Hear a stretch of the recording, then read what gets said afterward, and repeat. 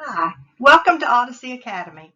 I'm Stacy Delzite, Manager of Transportation Technical Solutions here at ODYSSEY. Before we get started, I just want to give a little background on why we are showing ODYSSEY and Northstar branded batteries in the presentation today. Back in 2019, ODYSSEY, who has been producing the ODYSSEY brand battery for nearly 25 years, purchased Northstar. The two batteries are very similar, both using a technology called thin plate pure lead. If you aren't familiar with thin plate pure lead technology, our ODYSSEY Academy trainings will help explain some of the unique features of this product. Our training topic today is thin plate pure lead versus absorbed glass mat batteries. So let's go ahead and get started. At the end of our training, you should understand the chemical reaction that happens in lead-acid batteries and recognize some of the differences between absorbed glass mat and thin plate pure lead batteries. You'll also have an opportunity to have specific questions answered. We'll get started by taking a look at the different types of lead-acid batteries that are on the market.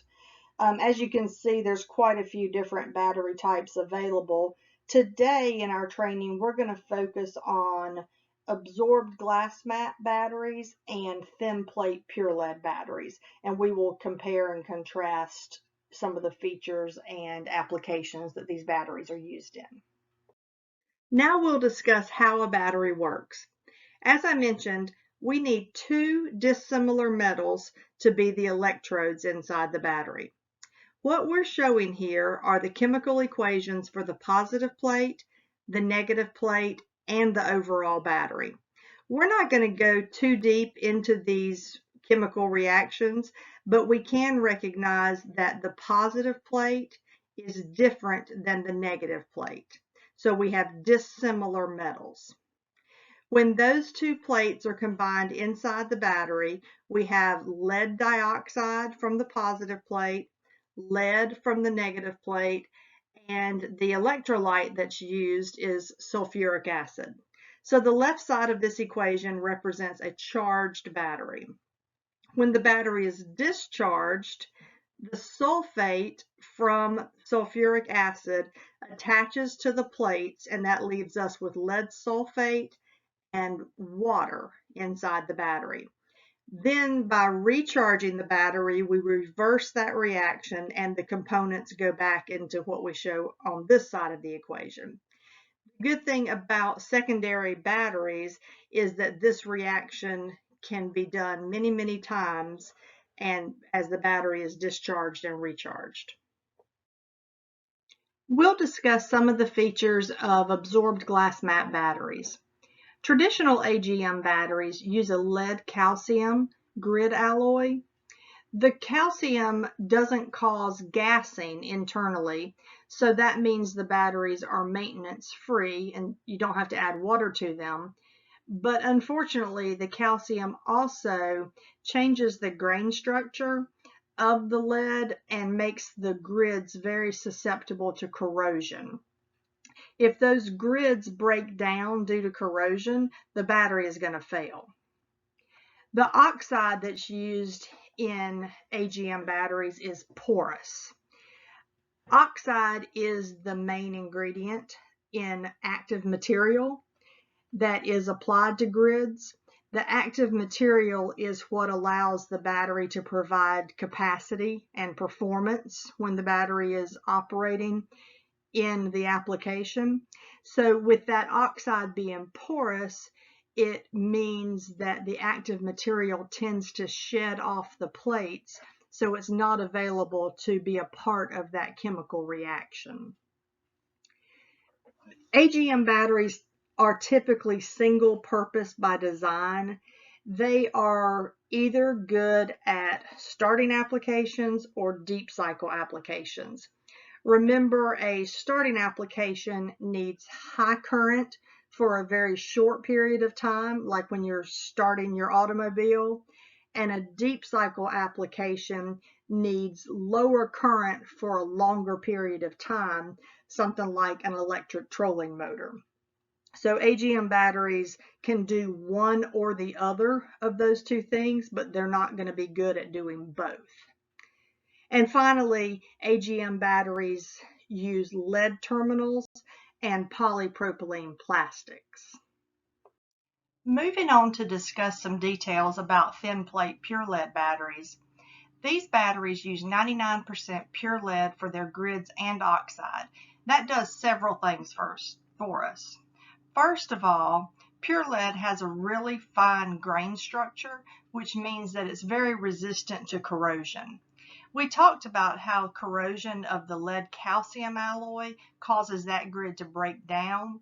Well, with the pure lead alloy, that grid remains intact for the lifetime of the battery. These batteries use really thin grids, which means we can put more plates per cell. More plates per cell means there's more surface area, so the battery is able to provide high current when needed. The oxide that is used, oxide is the main ingredient in the active material that is put onto the grid. The oxide is very fine and dense, which means that it adheres to the grids well, and we don't have to worry about it shedding off the plate and the battery losing capacity. Probably the most important thing that the pure lead does for the battery is that it makes the battery dual purpose by design. That means the battery can perform really well in starting applications where you need high cold cranking amps, and it also performs well in deep cycle applications where you need less current but for a longer period of time. We're used to seeing 400 cycles all the way down to 80% depth of discharge. So just a few more comments. These batteries have brass terminals, while many batteries have lead terminals. Brass is more conductive than lead, which improves the ability of the battery to provide and accept high amounts of current. Most of our batteries use polycarbonate plastics for the containers and covers. Not all models, but most of them do. Polycarbonate is a strong, rugged plastic, and it helps maintain the compression of the battery and also allows for higher operating temperatures. They perform really well at low temperatures, and we're going to discuss more about that later, so you'll get some more details. They have very low internal resistance. We've already talked about that some and how it allows the battery to provide high current when needed. It also means they can accept high current when being charged, and that reduces your overall charging time. They also have very low self-discharge rate. Again, we'll have some more details about that later in the presentation. And then finally, as far as safety considerations go, really the only thing you need to be aware of is that the correct charge algorithm is being used. Ideally, you're going to have a charger that has a thin plate pure lead algorithm with temperature compensation. I mentioned earlier that the different grid alloys used by AGM and thin plate pure lead batteries has a really big impact on the battery's performance. And we're showing some pictures here to just back up that point. What we're showing on the top is a brand new lead calcium positive grid. And you see that grid looks nice. All the members, the cross members and the vertical members are intact. And then as you move across from left to right, the grid is 80 days old, and then 320 days old, and then finally 400 days old. And you can just see how the corrosion has an impact over time. When those grid members begin to break and fall apart, that's when the battery fails because it can no longer, the current can't spread through the battery as needed. At the bottom, what we're showing is a thin plate pure lead grid at 400 days old. So, same operating conditions. It's been, under the same conditions for 400 days, and you can see that it's in perfect condition. So obviously that's going to have a huge impact on how the battery performs. Looking at some of the design features that are different between thin plate pure lead and AGM batteries for just a little bit. All lead acid batteries are made up of 2-volt cells. So each 12-volt battery has 6 2-volt cells that have to be connected internally. In the ODYSSEY thin plate pure lead design, we use what is called an over-the-wall connection.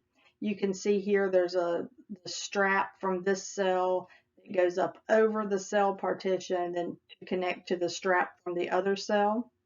And that is a very low resistant, very robust connection.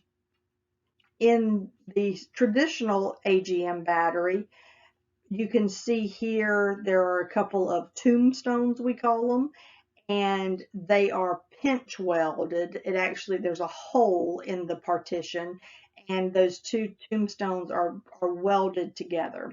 So it's not as strong and robust a connection as the over-the-wall connectors that are used in thin plate pure lead. The other difference, thin plate pure lead, we say it in the name, thin plate, so we can get 19 plates per cell. In this particular design, there's 19 plates per cell, and that is going to increase the surface area, which makes the cranking performance. These batteries can provide a tremendous amount of cranking current. In the traditional AGM design, the plates are thicker, so you can only get about 15 plates per cell. So the cranking performance, they can't provide as much current because the surface area is not there.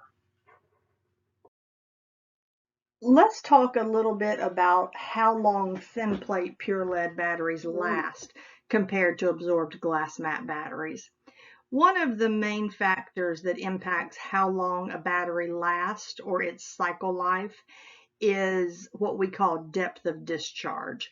Depth of discharge is a measure of how much capacity is removed from a battery compared to how much capacity the battery has to offer. So if you have a 100 amp hour battery and remove 20 amp hours, that would be a 20% depth of discharge. If you remove 80 amp hours from a 100 amp hour battery, that would be an 80% depth of discharge. So looking at this chart, we can see at various depths of discharge that TPPL has much longer cycle life than absorbed glass mat in every case. At 80% depth of discharge, TPPL provides twice the cycle life of a traditional absorbed glass mat battery. Another factor to consider when comparing absorbed glass mat and thin plate pure lead batteries is shelf life.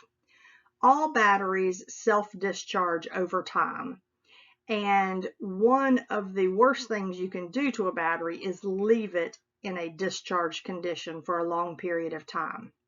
Now, how fast a battery discharges is impacted by temperature. So warmer temperatures increase the rate of self-discharge, cooler temperatures decrease the rate of self-discharge. And ideally, we'd like batteries to stay above a 50% state of charge in order for them to be healthy and perform like you want them to when you take them off the shelf. So with absorbed glass mat batteries, you have about 12 months for the battery to reach 50% state of charge at 77 degrees Fahrenheit. At the same temperature, thin plate pure lead, you have about 24 months for the battery to reach 50% state of charge. So twice the shelf life. That means you're not going to have to boost the thin plate pure lead battery nearly as often as you will that absorbed glass mat. Here we are comparing standard AGM, ODYSSEY Performance, ODYSSEY Extreme, and North Star Pro batteries. We're looking at several different characteristics and then using this red, yellow, green key for good, better, best and applying that to each of the battery types. You see that the ODYSSEY Extreme and the North Star Pro batteries scored all in the green category. And that's for several reasons that we've talked about today. The thin plate pure lead technology means that those batteries have the lowest self-discharge of any battery type, and they also have really good recharging capability. The brass terminals used on those batteries have a higher conductivity rating compared to lead terminals on the other batteries, and that means the brass terminals allow for higher current to go through them without any issues. Those two batteries also use the over-the-wall top lead design. We've talked about that earlier, but it has lower internal resistance, which means that the battery is going to have higher capacity overall. And then also they use the thin plate pure lead technology again. So what that does for us is the thin plates mean that we can put more plates per cell. And when you have more plates, that means you have higher surface area and the battery can provide really high cranking current. And then finally, both of those batteries use a polycarbonate case material. Polycarbonate is just a really rugged, strong plastic material. It helps with the compression of the battery and also allows for operating temperatures up to 80 degrees Celsius. So just to wrap things up today and reiterate a few points we've made, thin plate pure lead batteries use 99% pure lead, and that is going to reduce the corrosion inside the batteries. It improves the charging and discharging characteristics. It means the batteries have a very low rate of self-discharge, and the batteries have very low internal resistance. Most absorbed glass mat batteries are typically single purpose. You're either going to have one that's good at starting or good at doing some shallow deep cycling, but it's not going to be good at doing both of those things. Thin plate pure lead is dual purpose by design. Not only does the battery provide really high cold cranking amps in starting applications, it can also provide 400 cycles at 80% depth of discharge in deep cycle applications. We certainly want to thank you for taking time to attend our webinar today on thin plate pure lead versus absorbed glass mat batteries. We're going to be doing more of these webinar trainings in the future, so stay tuned for the additional topics that we're going to cover. If you've got any questions that weren't answered today, feel free to email me at stacy.delzite@intersys.com, or you can also call our technical support group at 1-800-964-2837. Thanks.